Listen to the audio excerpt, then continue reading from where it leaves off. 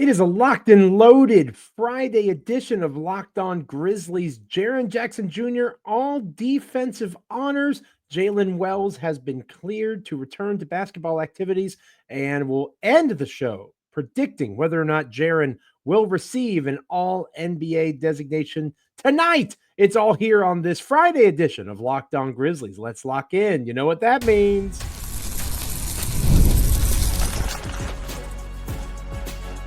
You are Locked On Grizzlies, your daily Memphis Grizzlies podcast, part of the Locked On Podcast Network, your team every day.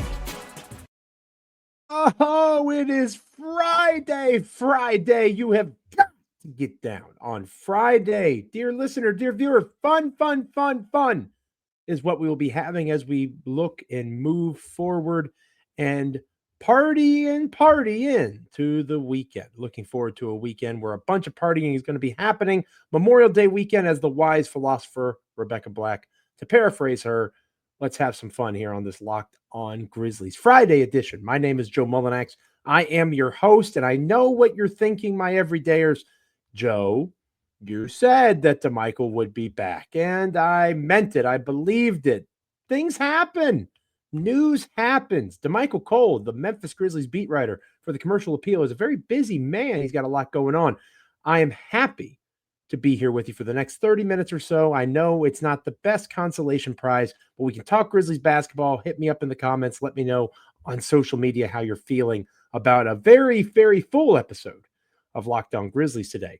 Today's episode of Locked On Grizzlies is brought to you by FanDuel. Right now, new customers can get $200 in bonus bets when your first $5 bet wins. Make sure you are liking, commenting, rating, reviewing, subscribing wherever you get podcasts, Apple, Spotify, Amazon, YouTube, anywhere you get the podcast, visually, audio, whatever the case might be, hopefully both. Make sure you are not letting an episode of Locked On Grizzlies go by without you checking us out. I appreciate it. DeMichael appreciates it. Google, Apple, Spotify, Amazon, YouTube. It's all good.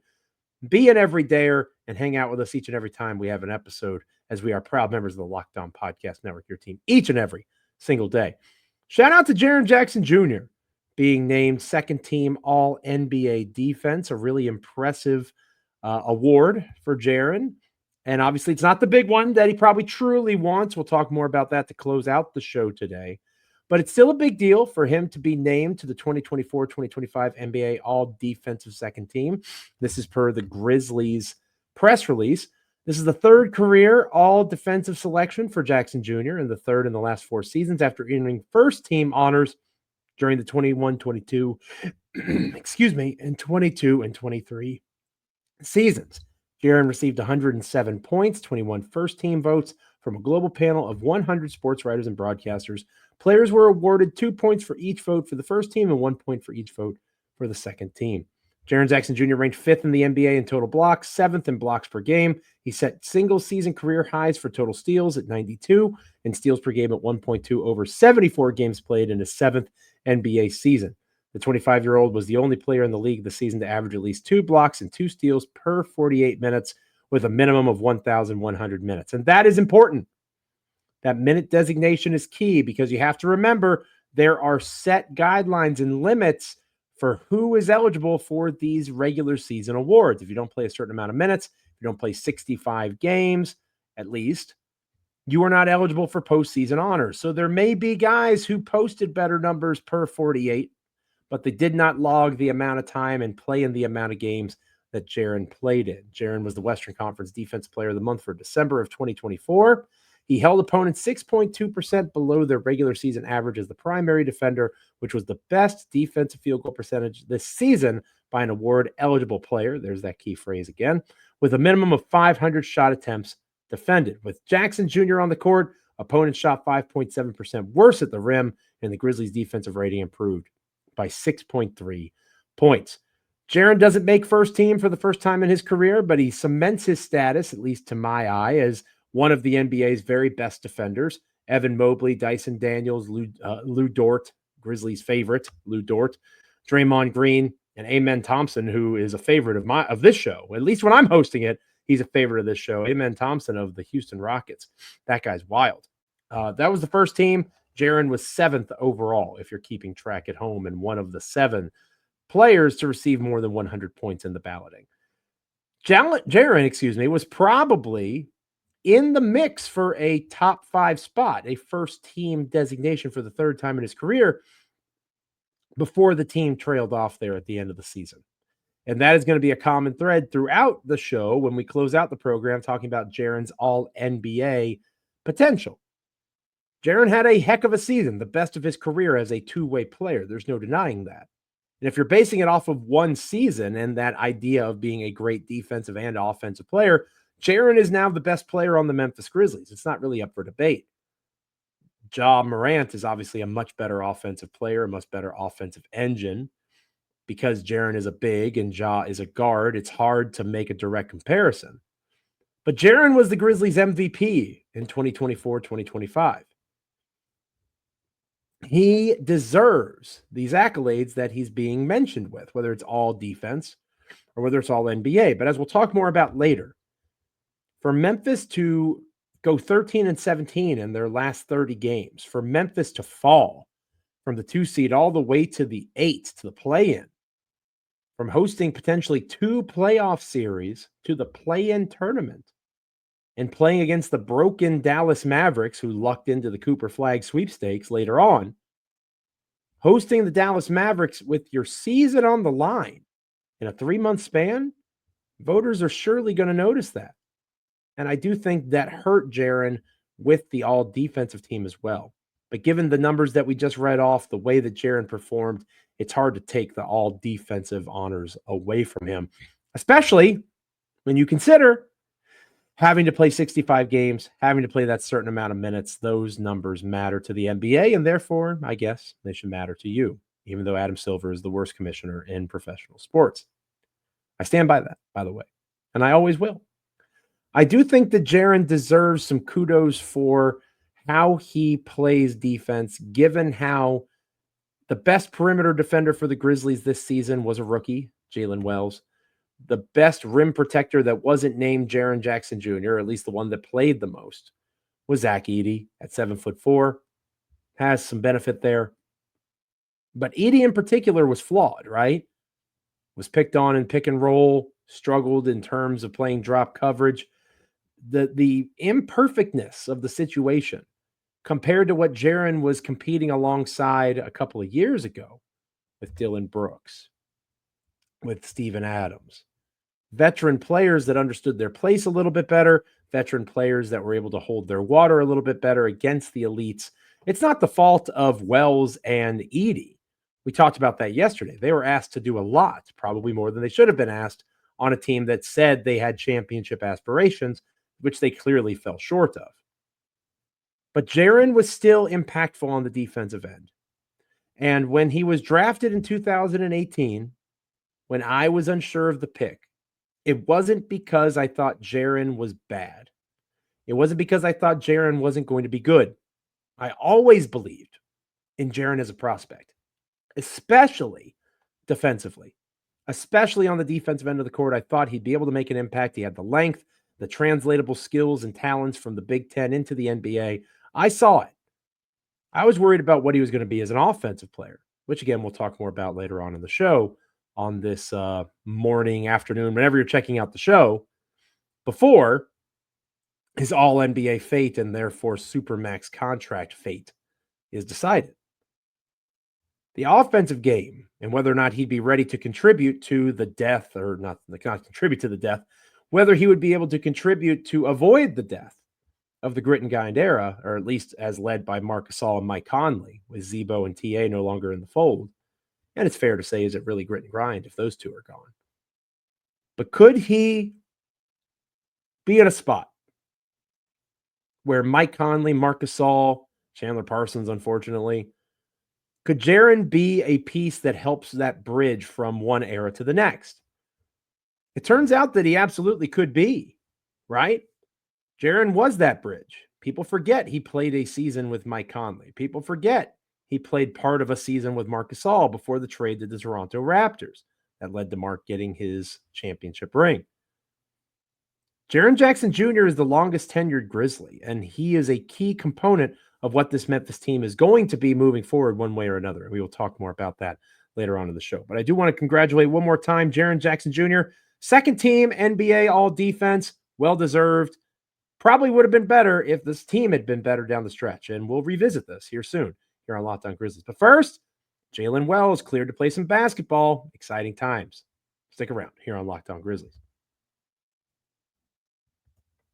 Today's episode of Locked On Grizzlies is brought to you by FanDuel. The NBA playoffs are in full swing, and every night delivers highlight-worthy performances, major momentum shifts, and can't-miss moments. The Eastern Conference Finals game the other night is a great example. Whether it's a game-winning shot, a breakout player, there's never been a better time to get in on the action, and FanDuel makes it easy to stay in the game before tip-off and live. With player props, performance trends, and same-game parlays, fans have more ways than ever to play smart and win big. What would it look like to combine live prop bets mid-game based on how the action unfolds? I wonder. That's something that you can figure out with FanDuel. How about a $200 bonus in bets, adding to the excitement of all the competitive things that you can wager on at FanDuel if your first $5 bet hits?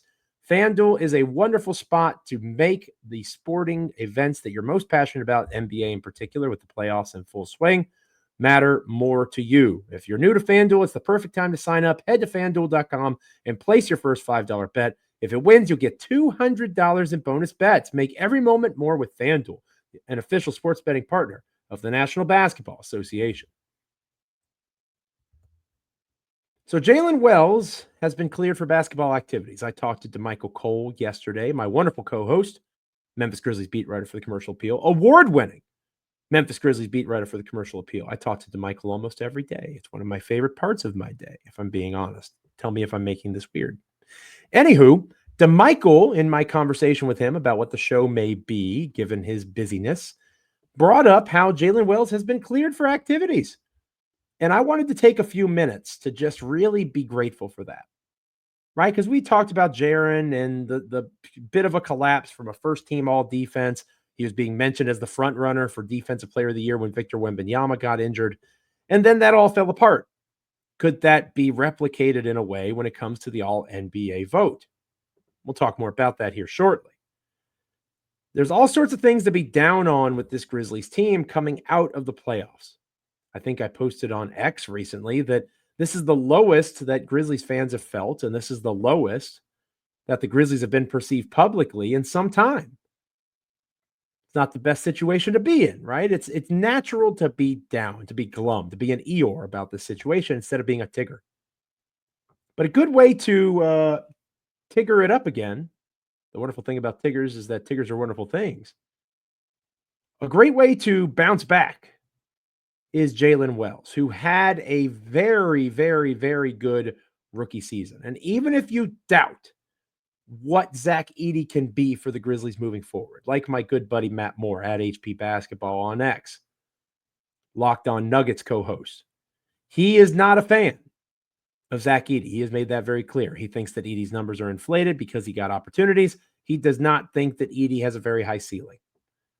I disagree with my good buddy Matt, but you can make a basketball argument. I don't think it's a very good one. You can make an argument.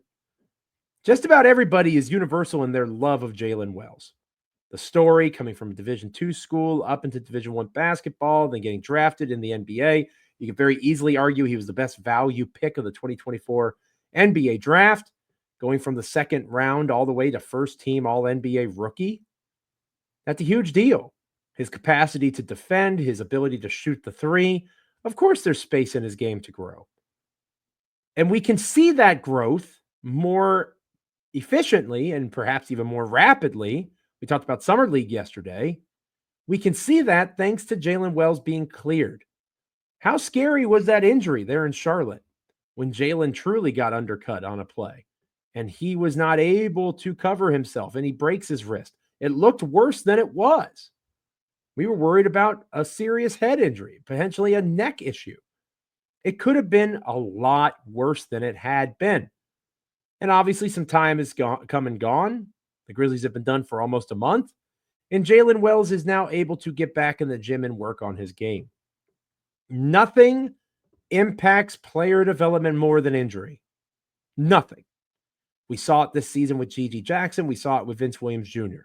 Two players that DeMichael and myself viewed as key components to this Grizzlies team, whether it's Vince Williams Jr. as a projected starter, beating out Marcus Smart. We were half right. Somebody beat out Marcus Smart. It was Jaylen Wells. We thought G.G. Jackson, or at least I thought that G.G. Jackson could be that six-man scorer, but his foot injury, along with Williams Jr.'s ankle injury, derailed both of those hopes. It wasn't in the cards. Jaylen Wells, thank goodness for him, he was able to step up, defending the best offensive options on multiple occasions, limiting the likes of a Steph Curry offensively, being able to do that with his frame, 6'7" or so guard. That's phenomenal. He played the three for Memphis, but DeMichael has talked a ton about Jaylen perhaps being an ideal two. Now, for that to be true for me, I need to see more facilitation. I need to see more secondary creation off the dribble. I need to see him initiating more offense. But the good news is we can see that in Summer League and in videos on Instagram as he works out, because he doesn't have to worry about rehabilitation. He doesn't have to worry about finding his health. He can get back into a rhythm with his game. And that's extremely important, because as much as fun as it is, and we talked earlier in the week about the trade machine and moving on from a Desmond Bane here, Jaren Jackson Jr., maybe even Joe Morant, those are all hypothetical, almost certain not to occur things. Jaylen Wells is almost certainly going to be on the Memphis Grizzlies next year, and he is almost certainly going to have a very significant role, whether it's as a starter, a reserve, probably as a starter, right? The numbers back up that concept if you want to ride with that. Ja, Dez, Wells, Jackson Jr., and Edey, they're one of the most efficient starting fives in the NBA. They just didn't play together very much because of varieties of reasons. So if you subscribe to Jaylen Wells being the guy out on the perimeter and being able to build upon what he did as a rookie, the fact that he did not suffer a more serious head or neck injury that would have put him on the shelf longer is significant. He doesn't have to play in a bunch of Summer League games. Maybe he just plays in a couple. But that allows for Jaylen to be put in situations to grow his game. Yes, he should dominate Summer League if he's as good as the Memphis Grizzlies and fans think he is. Let's see it. Let's see him put 30 points on the heads of a G League version of the Oklahoma City Thunder. Let's see him have 8 assists in a game that doesn't matter, essentially an exhibition game. But this summer is about development for key components to the Grizzlies machine. And Jaylen Wells, you could pretty easily argue, is the most important young player that the Grizzlies have in their repertoire. Jaylen Wells has to become a better passer. Jaylen Wells has to become a better dribbler. So often we overcomplicate this game, talking about various forms of screens and sets and X's and O's and hedges. And there's all sorts of different terminology. I talk about gravity of shooters, for goodness sakes. Sometimes it's as simple as, can the guy dribble? How many guys do the Memphis Grizzlies have that can dribble? Let me know on X, at Joe Mullinax. Hit me up in the comments. 2 or 3? We need more of those kinds of guys that can create off the bounce for themselves and for others, whether it's a slasher opposite the cut, whether it is an open shooter in the corner. How do you prioritize getting those guys looks, especially guys like Desmond Bane, who are also very good three-point shooters, just like Jaylen Wells? Wells growing in that space is important, and he has the capacity to prioritize that, to take what head coach Tuomas Isalo suggests and try to add those components to his game, whether it's in Summer League or his own personal workouts, runs back home in the Pacific Northwest. There's so much that Jaylen can now put all of his energy and thought into because he doesn't have to worry about his health. So as much of a bummer as that injury was, and it was a bummer, obviously Memphis was probably going to be in the spot they were in playoff-wise, regardless of Jaylen Wells playing or not. But he had such a strong season that you could realistically say Memphis missed Jaylen Wells in the playoffs. How many teams can say that about a rookie player? Not very many. So good for Jaylen. Again, good vibes, good energy there. Excited to be able to say, after talking with DeMichael, that Jaylen is cleared for basketball activities. That means that he's going to grow his game and only improve, whether it's with the team or on his own, as the summer progresses. So kudos to Jalen Williams. When we come back here on Locked On Grizzlies, we're going to close out this episode of the show making a bold prediction about Jaren Jackson Jr. The All-NBA team will be announced tonight. Will Jaren Jackson Jr. be on it? Stick around here on Locked On Grizzlies. Welcome back to Locked On Grizzlies. I am Joe Mullinax, your host for this episode, closing out the week here with you here on Locked On Grizzlies. Thanks so much for being with me. Hopefully you're an everydayer checking out the show each and every time an episode drops, wherever you get podcasts. We talked about Jaren Jackson Jr. to start the show, and that was the good news. Jaren being acknowledged as one of the NBA's best defenders for a third time. First time in his career, second team. The prior two were first team.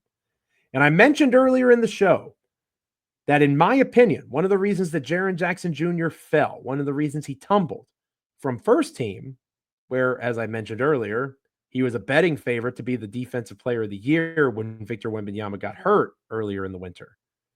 To go from that level where you're the first, second, third best defender in the league to second team, people are acknowledging that something went wrong. And of course, if you're an everydayer here at Locked On Grizzlies, you know what went wrong, right?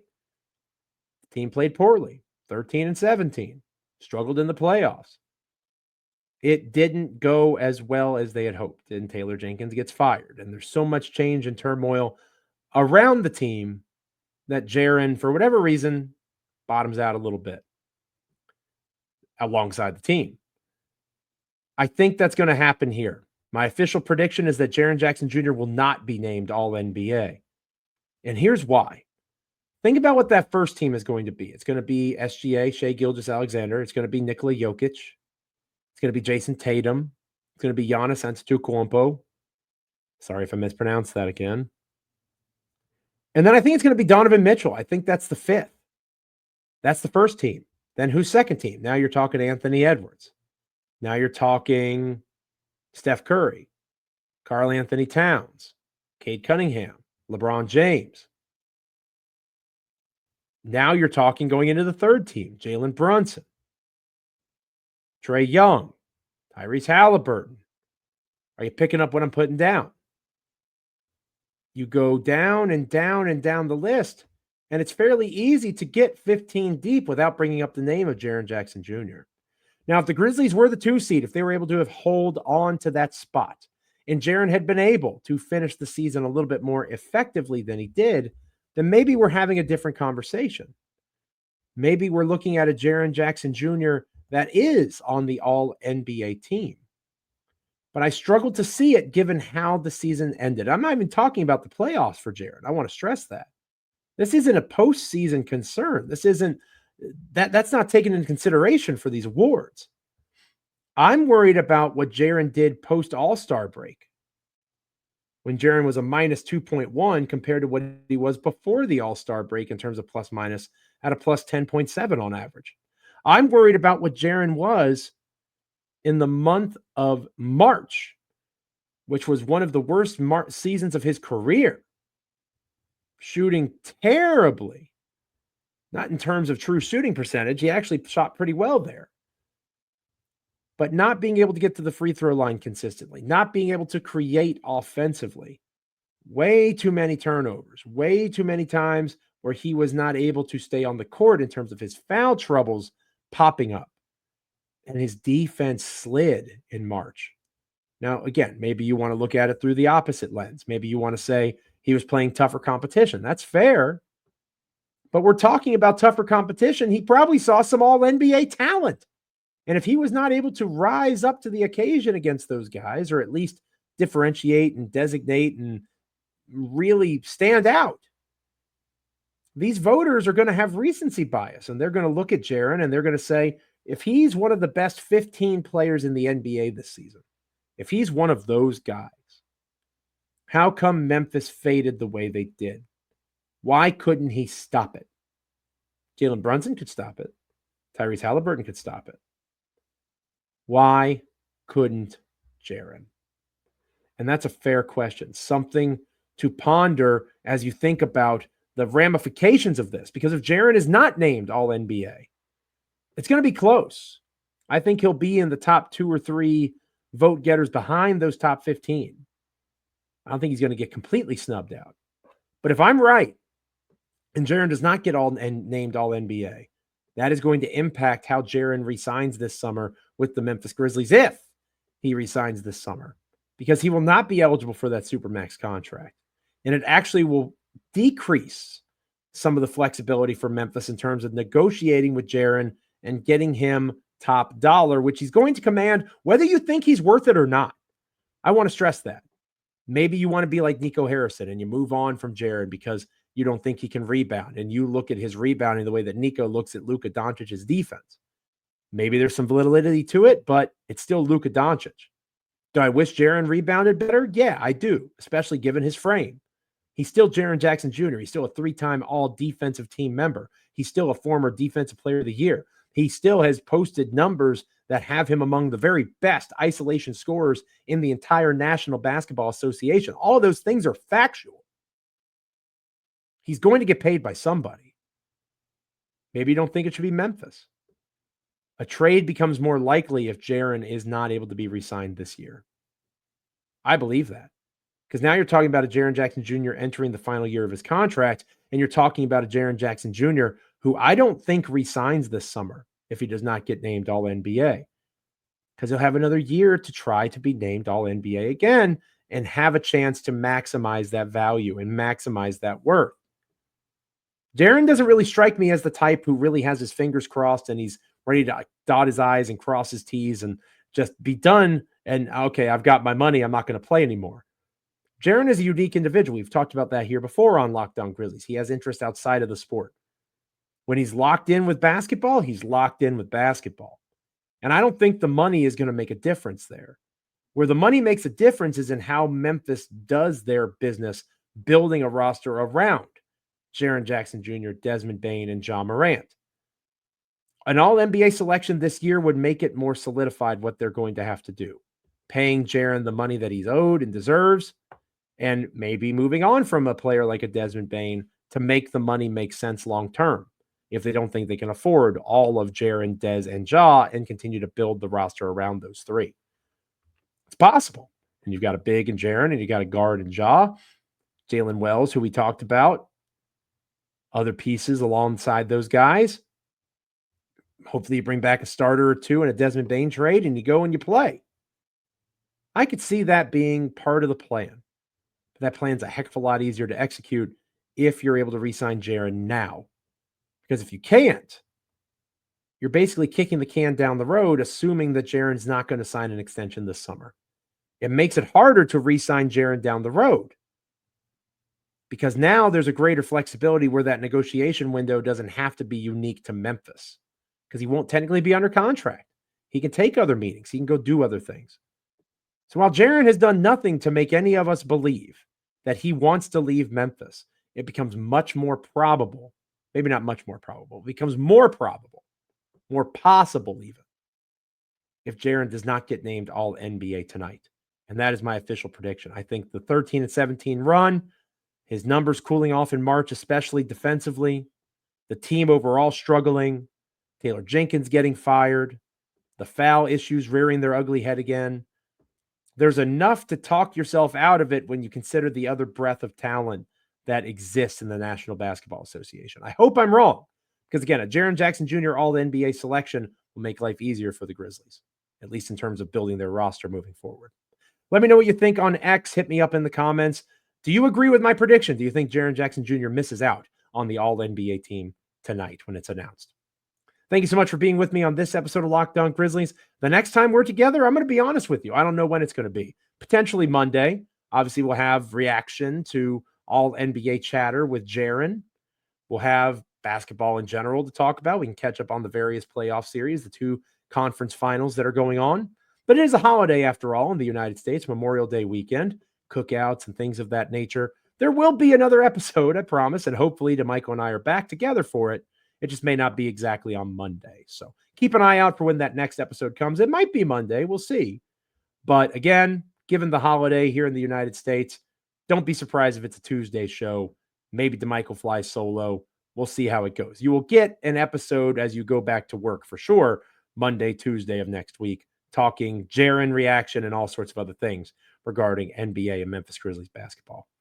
Thank you so much for being with me on this episode of the show. Now, for your second listen, you should go and check out NBA Big Board. Rafael Barlow is one of the very best in the NBA media sphere, covering the NBA draft, and he reacts to every workout, interview, and rumor leading up to the NBA draft at the Locked On NBA Big Board Show.